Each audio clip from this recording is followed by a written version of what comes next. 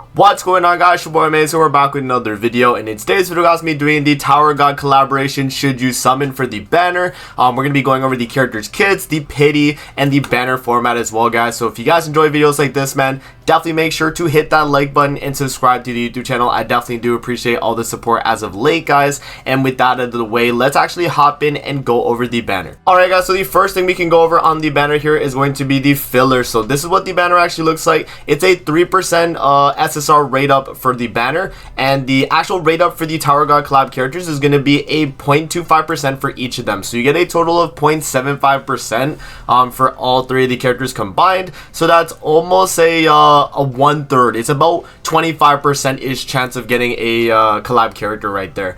So yeah, we have the three collab characters, guys. So we got Bomb, we got Yuri, and we got Data Zahard. And then we also do have Tyr on the banner, Tristan, Zaritras, Green Mark II Valenti, the Red Awakened Easton, the Green Awakened Mono, Red Freya, Red Miguelda, Blue Awakened Roxy. We do have Blue Camilla as well, Matrona, and then also the Green Oslo and Hawkeye. So they're all going to be split between 8.1875%. So all these characters here, other than the main features, will be split between that percent right there, guys. And yeah, that's going to be pretty much the banner in the raid. Now for the actual format of the banner, guys, it's going to be a 300, 600. Now on my free-to-play account, I did go to the 300, guys, and this is a guaranteed SSR, but it's not a guaranteed one of the new units. It's a guaranteed of any of the characters on the banner, but at a 8.33% chance for the main characters on the banner that are featured, and then a 6.25% chance for the other filler characters on the banner as well. So I think you have a, yeah, what is that, 8, 16, 24, yeah, so almost 25%, give or take,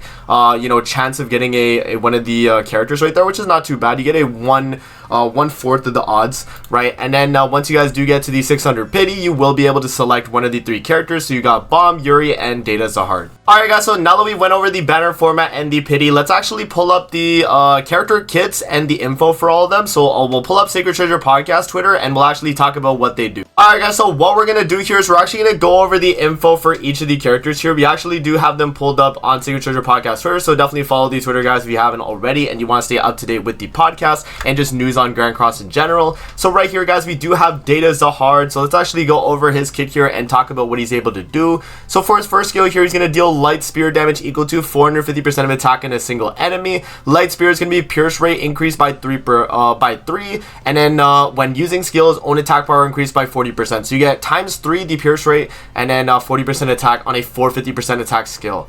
And then his second skill here is going to be AoE spike damage. So you can see fatal critical damage ×2, which is pretty much spike. And then yeah, the attack power to all enemies at 250% of attack.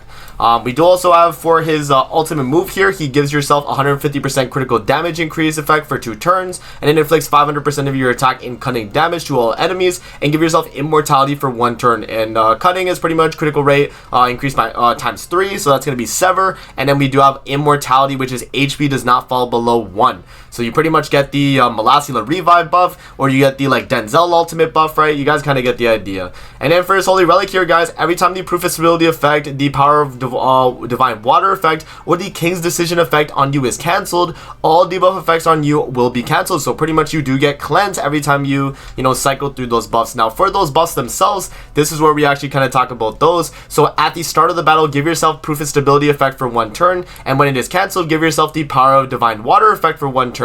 And when the power of divine water effect is cancelled, you'll be given the king's decision effect for 5 turns. And then also for each ally of unknown race participating in the battle, your basic stats will increase by 7%. And then for the actual explanations for each of the buffs, proof of stability here is going to be damage received by allies of unknown race -30%. Power of divine water is going to be HP does not fall below 1, so you're pretty much immune to dying. And then disables enemy critical resistance and critical defense when using a single target attack skill.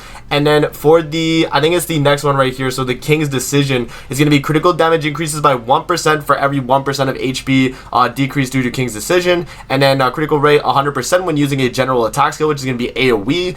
And then damage dealt increases by a rank when using skills, so you get up to 30, 60, and 120 for the respective rank of the card. Alright guys, so that pretty much covers Data Jihad right there, or Data Zahard. Let's actually move over to the Yuri Jihad now, and let's actually discuss what she's able to do. So, Princess of Zahard, Yuri Zahard. So let's actually go over her kit. So her first skill here is going to be releasing a single enemy stance and deals damage equal to 500% of attack power. So she has a cancel stance, single target, which is okay. She does also have remove buff effects and stances on all enemies, and inflict damage equal to 10% of attack power, which is an AoE buff and stance removal, where she has double stance removal, guys. Kind of, you know, a little unnecessary, I will say, but that doesn't make Yuri a bad character. It's just her skills just being kind of mid, but when we get to the rest of the kit, guys, you'll definitely change your mind here. For her special move, or ultimate move here, for 4 turns, inflicts the 3 pieces of Rose Divine Water on a single enemy, and inflict cutting damage equal to 750% of attack power without critical damage. And this type of cutting is actually cleave damage, so 75% additional damage, minus 100% of the critical damage you have in your actual character. So that's the extra damage you're going to be doing, which is pretty good. You know, cleave is always a very strong effect. And then moving on to her passive here, guys, for each human ally participating in the battle, the basic stats of the human allies will increase by 5%, and the human allies will receive less damage when they use a skill, or when the enemy uses a skill on the enemy's turn. And if you receive it, you will be given the Rose Divine Water to the enemy for 4 turns. And if you use a skill on the enemy that has the maximum stacks of Rose Divine Water, you'll be unable to use all attack skills for 1 turn. And the thing is, guys, with the Rose Divine Water is that it can be stacked up to 3 times, but it always stays fully stacked. It does not reset the stacks. It completely stays, so the enemies get 10% damage dealt minus for them up to 3 times, which is 30% damage dealt lower. And you also do gain the 5% base stats for ally. And then moving on to our Holy Relic here, the allies' critical resistance and critical defense increased by 30%. So Yuri is a really strong character in terms of giving it the, you know, basic stats, the damage reduction, and also the critical resistance and critical defense. Alright guys, so that's pretty much Yuri Jihad right there. Let's actually move on to Bomb here and discuss what he's able to do. So this is Bomb right here, or the Jue Bioral Grace. I think it's like a specific like version of Bomb here. But for his first skill here, guys, for 3 turns, reduce a single target enemy's defense related abilities by 40% and deal damage equal to 300% of attack power, which is going to be a single target. Pretty much the same thing as like the AOT Eren, the final season one. For his second skill here, it's actually going to remove debuffs from all allies and increase their basic stats by 30% and nullify debuffs for 3 turns. So this is pretty much the, you know, the Arthur buff card kind of. You guys kind of get the idea, right? It's just the like team-wide buff card. And then for his ultimate here, guys, he deals cutting damage equal to 945% of attack power to a single enemy, and then grant the power thorns for 2 turns. So cutting is going to be critical rate times 3, so, you know, sever pretty much.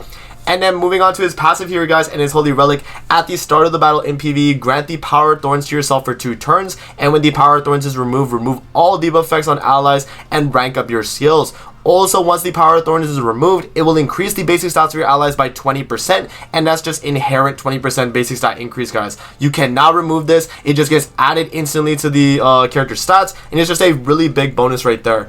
Power Thorns is also going to be damage dealt by allies plus 20% and damage received minus 20. So you get, what is that? That's really insane, actually. You get 20% damage dealt and minus 20% damage received, which can actually stack multiple times.